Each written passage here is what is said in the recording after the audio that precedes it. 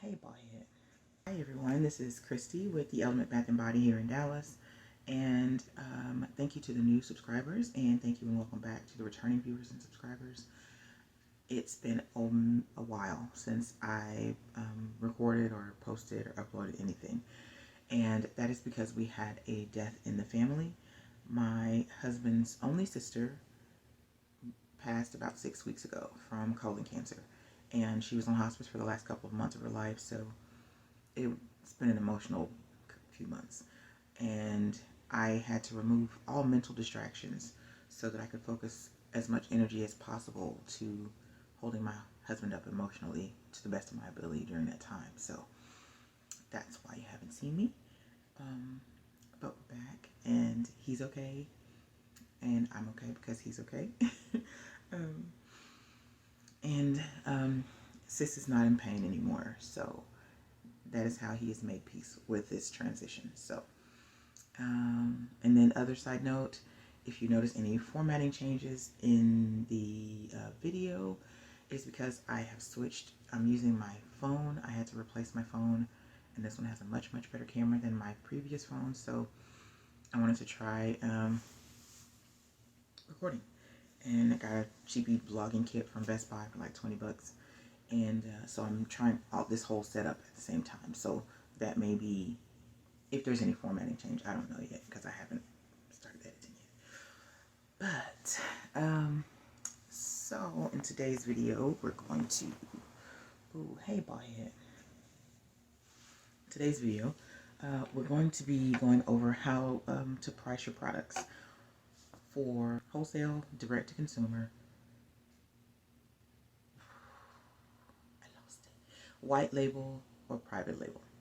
The product that we'll be working on or pricing today is this foaming whipped sugar scrub. I found the recipe for this product, and I've tried several scrub recipes over the years, and I have hated them all. And I couldn't figure out why I hated scrub recipes. But then after I tried this one and tested it, I realized why I hated all the others. I have sensory issues, and the all other ones are oily and gritty, and it feels slimy when it's wet, and this doesn't. This is a Castile soap-based whip recipe, foaming bath whip recipe. And so once water hits it, you do get the exfoliation from the sugar, but it quickly dissolves because it's water-based, and you're not left with grit between your fingers and toes and stuff. It's a gross feeling. So this is a keeper for me personally. So that's where we are on that, and I've talked already too long. So I'm gonna take you to the screen. All right, so as you can see, we are going over a whipped sugar scrub. I should correct that to foaming whipped sugar scrub, because that is what this product is. Alright, so we're doing a foaming whipped sugar scrub. This batch size is 40 ounces. I have upgraded. I've learned some new skills in Excel. So now I have a gram converter, and it will convert automatically the total batch size and each individual ingredient in grams. So if you want to scale up this batch to, say, 96 ounces, and then watch over here, and it changes, and all of these values automatically changed. So that's where we are on that. Okay, my labor cost, I'm billing myself out at $20 an hour, divided by this batch yield, that gives me $2 to be able to bill myself for this batch at this batch size. The recipe is pretty cut and dry. It's really simple. Like I said, the only thing I changed versus her calculations, and she did not give percentages. I work in percentages. I'm pretty sure she normally works in percentages, but for the sake of the video, because I do it too, I just write out the amounts that I need for the batch size that I need so I can hurry up and get it made. But I did put a percentage column in the Excel spreadsheet going forward. So, and if you don't know Excel, you don't want to have to learn Excel, this can be bought on my Etsy channel or shop or whatever it's called. I will link that in the description box. Alright, so recipe is pretty cut and dry. It's Castile soap. I make my own liquid soap base, so that is almost pennies on the dollar compared to trying to buy Castile soap to make this base, this foaming bath whip base, because that's what it is that you're making. Vegetable glycerin, stearic acid, your fragrance oil, preservative, sugar, and if you're going to use a colorant. Just like the last soapy business video, we have it broken down into the raw ingredients going into the batch. We have the packaging and labor,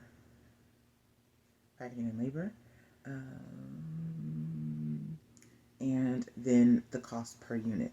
Now, when you see the next document, you'll see that I rounded the cost up to $2 per unit because, again, we have not calculated our overhead, rent, utilities, things like that. That is a whole different calculation. It's called cost of goods manufactured.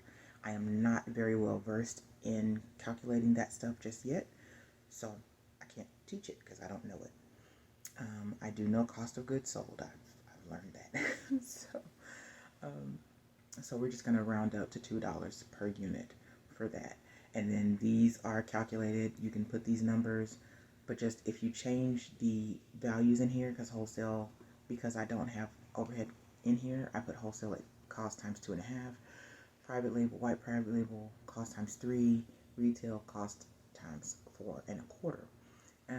If you change those values,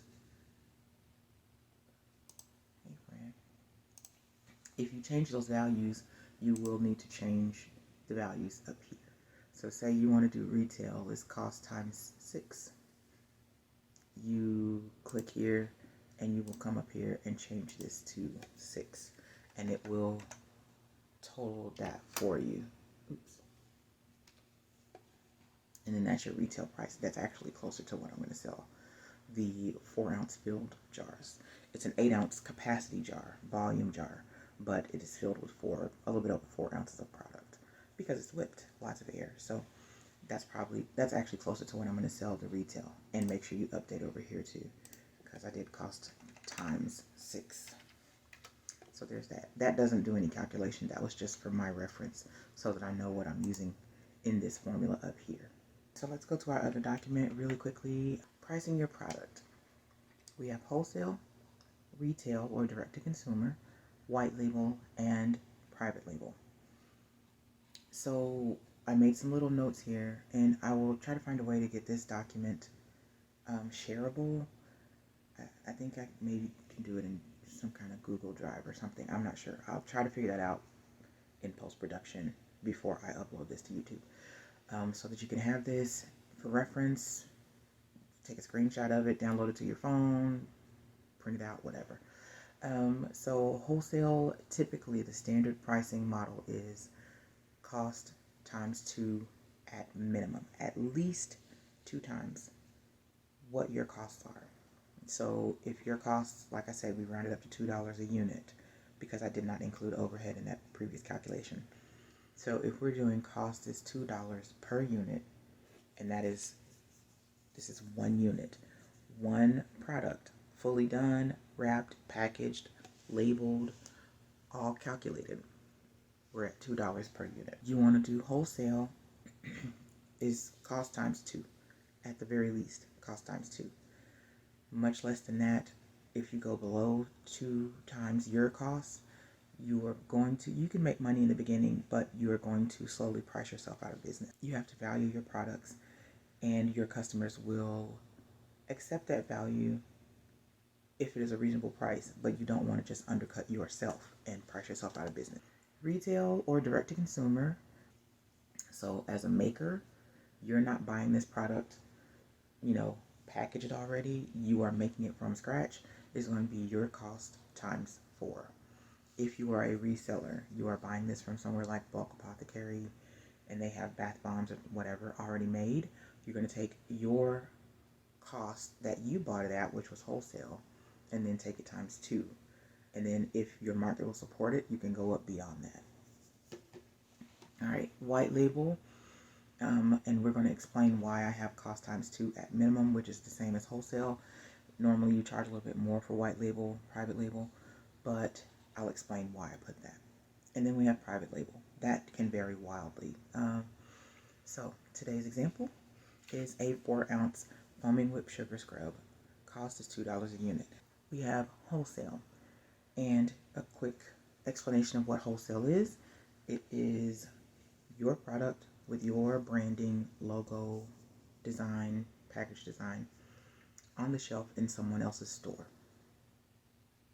Plain and simple, cut and dry. Direct to consumer or retail is your product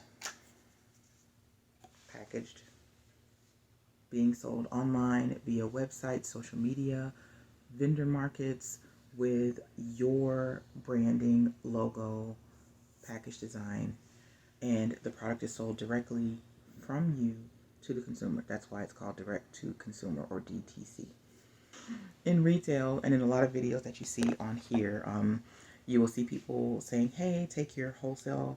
If you buy a product already made, shirts, whatever, you take your cost times 2 at least. And then, so that's called Keystone Pricing. And there are lots of pros and cons to all of these pricing models, but I will discuss the main pro and con for this particular pricing model. In theory, you're guaranteed to profit. On paper, you're guaranteed to profit.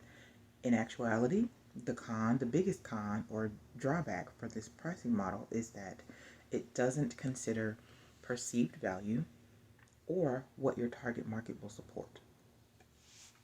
So real quick, perceived value, the easiest way to define it without getting too technical is what it sounds like. Perceived value. It is what your customer thinks this product is worth and therefore is willing to pay for. It is, and you would think that it has something to do with what's in here, what it's made of. Sometimes that affects it. More times than not, it is about branding. It is about marketing. It is about brand identity. People have a value that they assign to your product.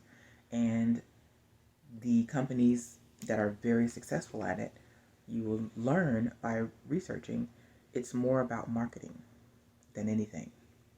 So it doesn't consider perceived value or what your target market will support. Okay, then we go target market. I try to get this really, really quickly because I gotta go, y'all. I gotta go. Your target market is the part of the population that you want your products to appeal to. Your customers. Because your customer is not going to be everybody. Anybody who knows, especially makers. You're making products or you're an artist, you make clothes, whatever you make. Everyone is not going to be your customer. Everyone is not. Your family and friends, 9 times out of 10 are not in your target market.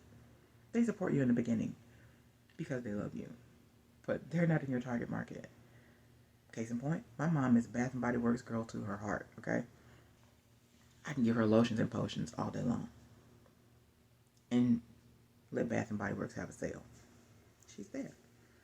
She is not in my target market. Most of my family is not in my target market. You don't take it personally. You don't get offended. It's not their responsibility to finance your dream. So, your target market is who you are trying to attract to your brand. And another quick way to kind of break down the difference in target market. And I'm not going to have to say a whole lot once I say these two companies because you'll know. You know. See the memes. Walmart, Target. They have 2 different target markets. Walmart's brand identity is discount. Well, used to be discount. Target's brand identity is a more refined, polished shopping experience. They attract 2 different types of customers who are fiercely loyal to that brand. In doing some market research or just research for this video, I wanted to show a really quick example of the difference between target market and what they will support. That's why I say you have to know your market. You have to know your target market, your brand identity first, and then your target market. Who are you trying to sell to? Because that is going to determine how much you can increase your profit margin for the same product. So, oh, I'm not recording. I gotta record the screen. Yeehaw. Looking at the screen, we're going to navigate to the Target website, and we're going to navigate to the Walmart website.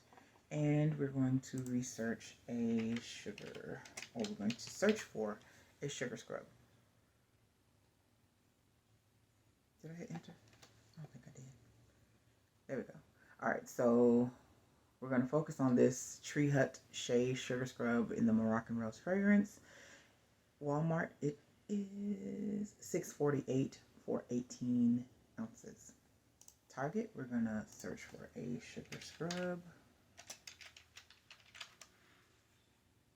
And we find this Tree Hut Shea Sugar Scrub Moroccan Rose fragrance. Same exact product, same exact manufacturer, same exact size. Everything is the same except what? The price is $1.51 more than Walmart. That equals to about 25% more than the same product, same size at Walmart. And the reason that Target customers are willing to pay 25% more for this product than they would at Walmart is because they are part of Target's target market. They fit into that part of society who doesn't mind paying a little bit more to have a different shopping experience because, like I said before, you know the difference. If you go into a Walmart, if you go into a Target, there's a different shopping experience you're going to have. And so for Target's customers, they want that shopping experience and don't mind paying a little bit more for that. All right, so the next one is white label. So with white label, the easiest way to break it down, took me years to understand the difference between white label and private label, but the easiest way to understand white label is your product, their branding. So your product, your formula, your recipe, their logo, their company name, their brand identity. So as an example, I said think about Equate, which is the Walmart white label brand, or Up and Up, which is the Target white label brand of ibuprofen. I did not say chicken nuggets or something like that. That most likely will be private label, where they are having a completely different recipe made up, whereas the national brand may have 35% chicken and theirs has 15% chicken. I don't know how that works, but that's the difference between white label and private label. But let's focus on white label right now. So white label, your product, your formula, unchanged, their branding, their logo, their company name. So your recipe remains unchanged. The client sells it under their brand name. That's all white label is. It's not the same as private label. People say private label when they really mean white label. If you are buying blank stuff, like if you're buying something from Bulk Apothecary and you're buying bath bombs or you're buying soaps and you're slapping your company label on it, that is white label because you are not changing their formula. You are using their recipe and just putting your brand name on it. That's white label. And so for white label, pricing can vary on this type of account. Excuse me. If the client wants the product in naked containers without any labels, you can charge the same price as wholesale, which would be your cost times 2. So you have this whipped sugar scrub, it costs you $2 per unit, and they say, hey, we want your product, we don't need to make any changes, but we want to put our own labels, we have our own printing company. You can sell them the same unit cost, which would be $4 per unit, which is your wholesale cost, because you haven't had to do any extra work. You made it, you didn't have to tweak your formula or recipe, you put it in the containers, shipped it off, and they do the rest. You can sell it as low as wholesale price, which is cost times 2. You can go higher than that depending on, again, who you're selling it to, what the market will support. Case in point, the scrubs that we just saw on Walmart and Target websites. Same manufacturer selling wholesale to two different companies with two different target markets. So it may have been that they sold the same price to both companies, and Walmart marked it up to one price, Target marked it up to a higher price because their target market will support that price. So it is all about your target market. So white label, again, if they are not asking for any graphic design or you designing the labels or any of that stuff, you can do it as low as wholesale. It's at your discretion. If they are wanting you to create the labels, design the product packaging, then of course the cost goes up beyond just cost times two. I've seen where people say they have a setup fee of like $75 or $100 to set up the labels with that company's graphics, and it's a one-time fee, and then they work out the per unit cost based after that. So that is entirely up to you, but that is what white label is. All right, last but not least,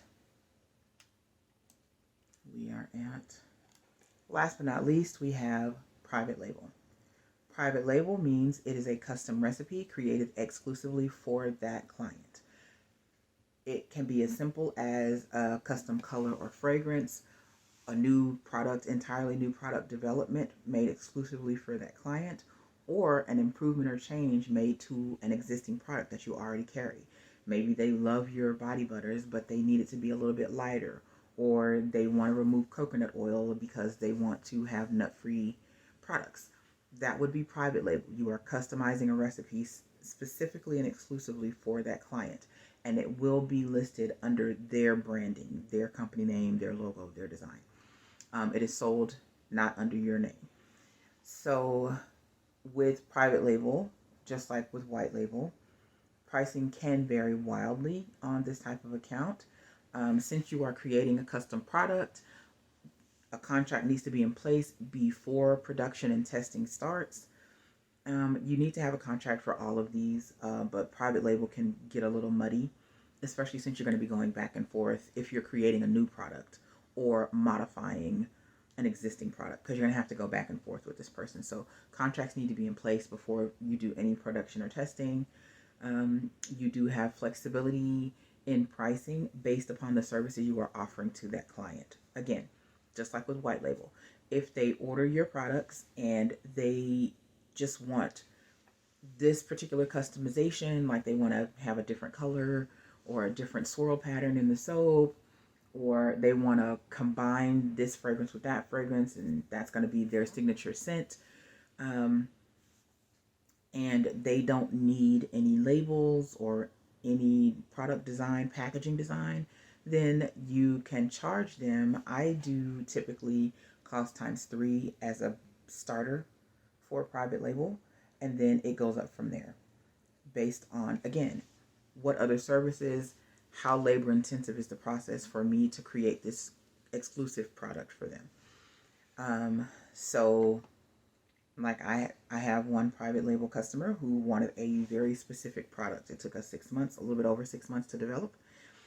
And I didn't have to do any designing or anything like that. So I did my cost times 3 for that particular product.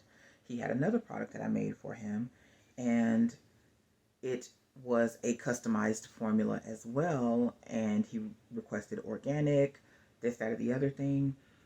That was a little bit more expensive. So that was my cost. I actually sold to him in private label in bulk at my retail price. So what I would normally charge my customers full price, I charged him for bulk purchase.